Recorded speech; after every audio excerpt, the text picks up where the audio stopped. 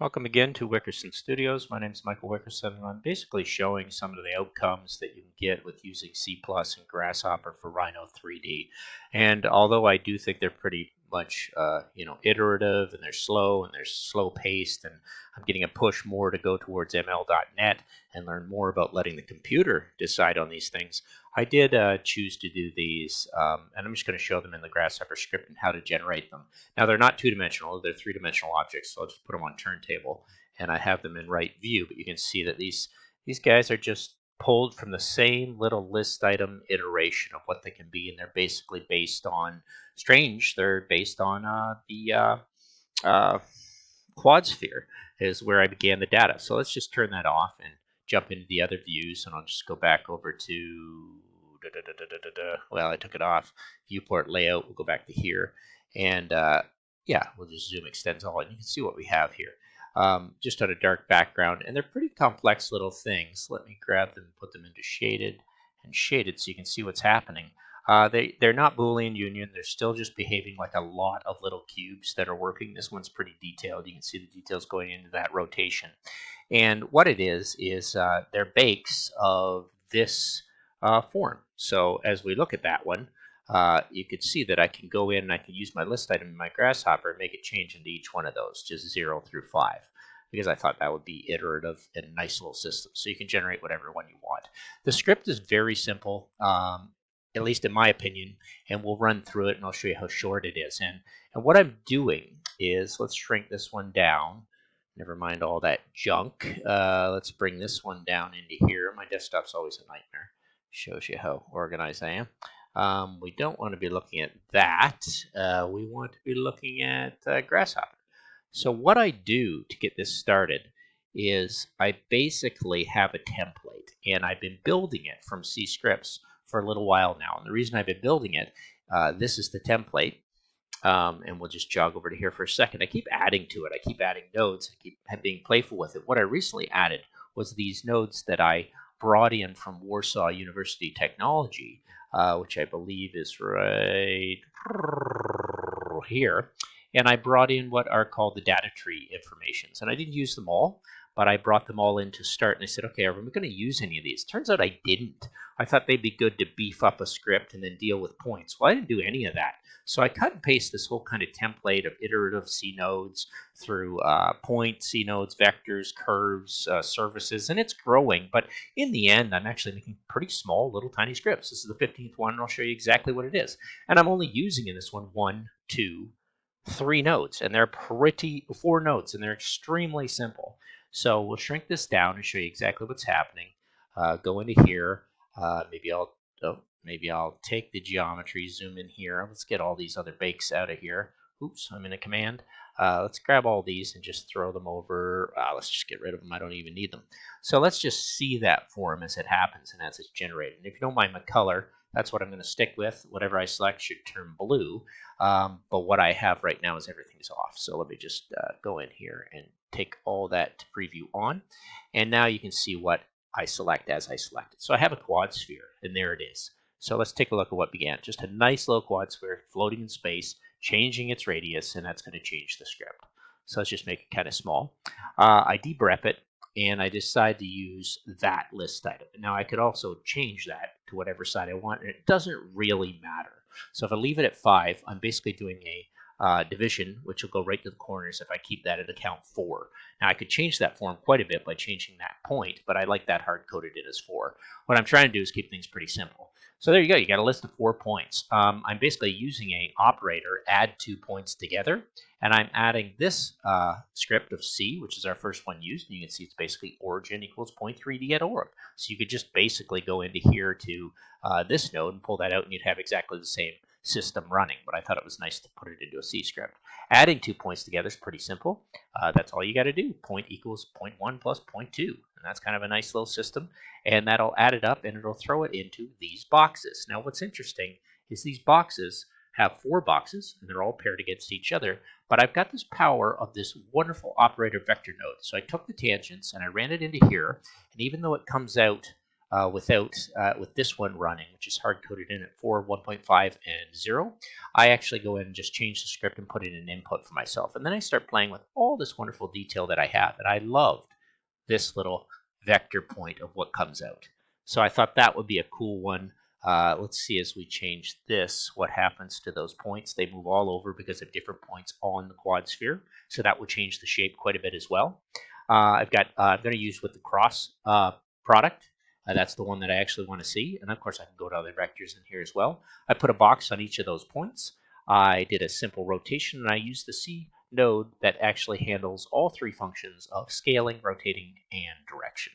And I have not made a variable factor. Actually, I did make a variable factor, which is nice, from 0 to 2 pi, so you can have total control over this, and it's really nice. You can make these pieces just disappear into oblivion as a bunch of rotated, crazy little four forms as they explode out, and then they become more Boolean union, and they have different thicknesses and depths, so you can play with that. And I guess that's about it. I don't even need that one. Very simple script.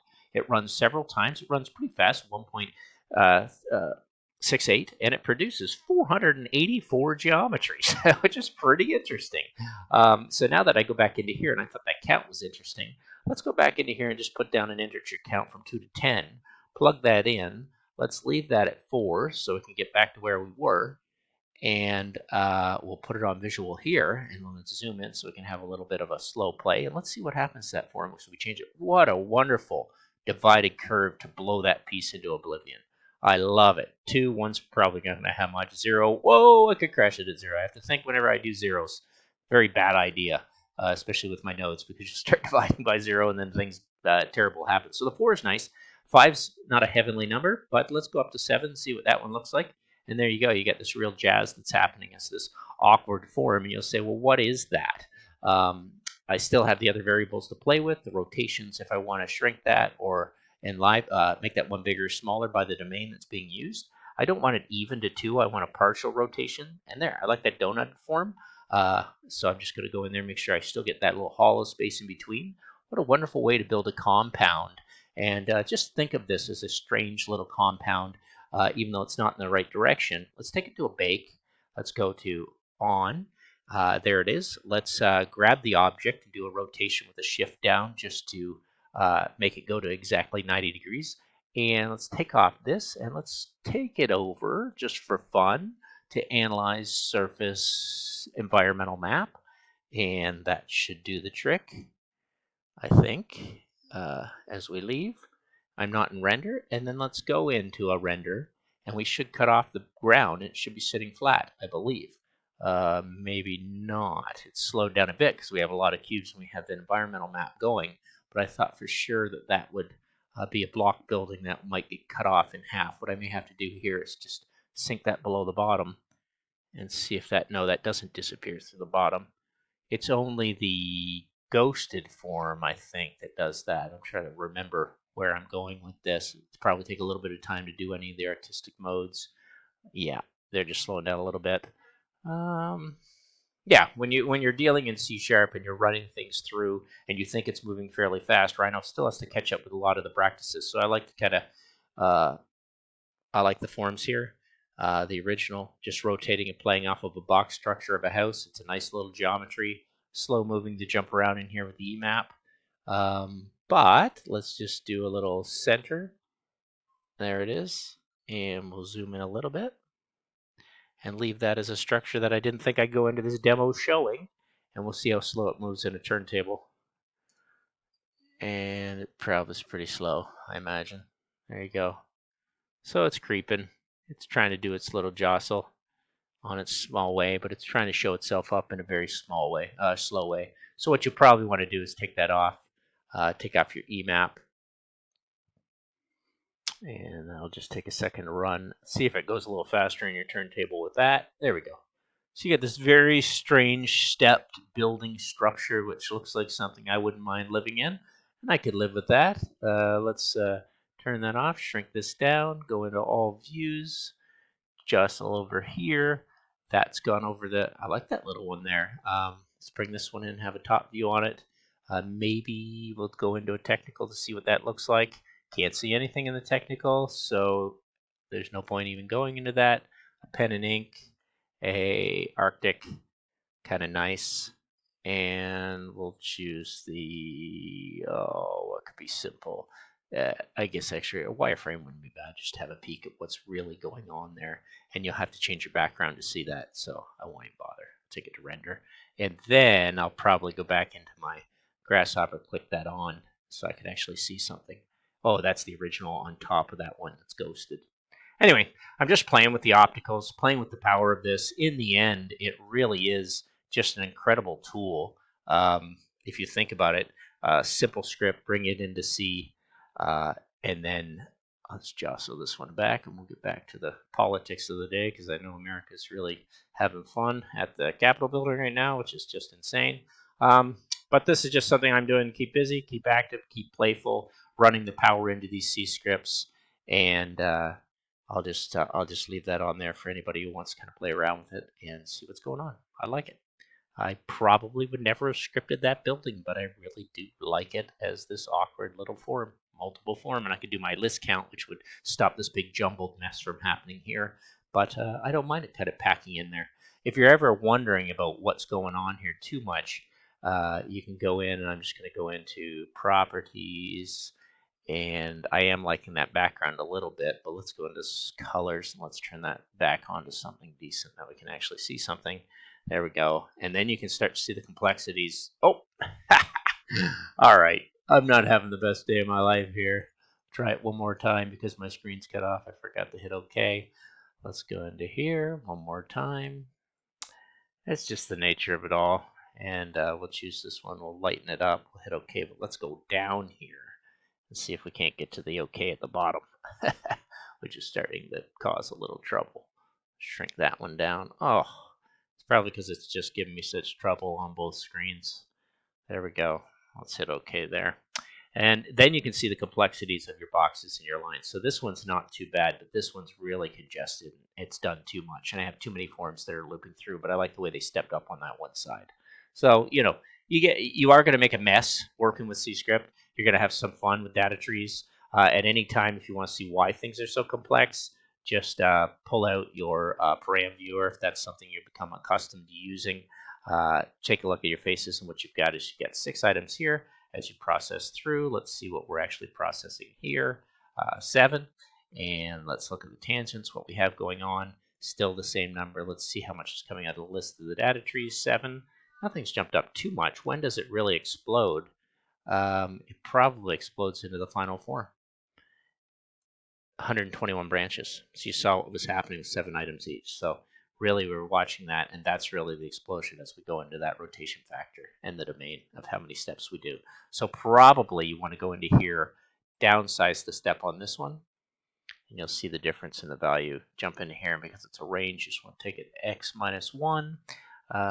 Pull that list length in with a list length tool, and you could hard code that, or you could do something else, but let's see what we end up with. We end up with this object. We'll get rid of this one because I don't need it. If it would let me, and you'll see, yeah, that's the structure that I like on the, I think it's Arctic, that shows half, and we might want to do a little rotation in the other direction, but actually I don't mind that. If you take a bake, you'll see it in all around. So, and now we have 1 branch, so that's much simpler. And we will take it to bake and join it together. And there you go. There's your object. And now you don't have something that's so chaotically crazy as it was before. It's a nice little object to play with. Anyway, you've got to get in here. You've got to sculpt, make according to what you know how to script in Grasshopper. Start bringing a little C into it. I know this is a little chaotic, but this is where my mind is. It's making a template of C scripts, using my Grasshopper skills and trying to invent some geometries that I wouldn't normally have done. I hope there's a following of people that actually want to do this. I'll share everything I do, and I'm hoping we can get together and show each other's inventive ideas. This one will move a lot quicker as I take it to turntable. Yeah, that's kind of what I expected. So even on the turntable, and probably I could go back to getting that nice analyze tool, surface, environmental map, and that's going to be a nice one as well, and move pretty quick. There we go. So let's take that back into turntable and end on a good note. For those that bore with me, no, it's still slowing down to a slow turntable. It's those darn environmental maps. That's just the nature of it. Let's try a zebra. Probably not so bad. There we go. Let's try that one. Get rid of the environmental map and see if that one moves a little faster. Turntable. No, it's just as slow. Well, it's the nature of those surface analysis. They're probably for the static, but I don't mind what's coming up here. Grab the pen. You're not going to be able to change anything while you're in turntable. Oh, ray trace could be nice to look at, but I'm not going to bother. There we go. Arctic, pen and ink. I always like that one. Artistic's always nice. Just looking at what I like. Technically, you can see that you've got some jazz and some lines in here that's really making that complicated, but a nice little object form right there. I bet that one will move pretty nice as well. Okay. Technical slowing down as well. It's a little irritated at me. Let's leave the script and take a look at it. Nice design, nice ending. All right, long video, rambling on. Ella's yelling at me. I gotta go. Keep an eye on the news.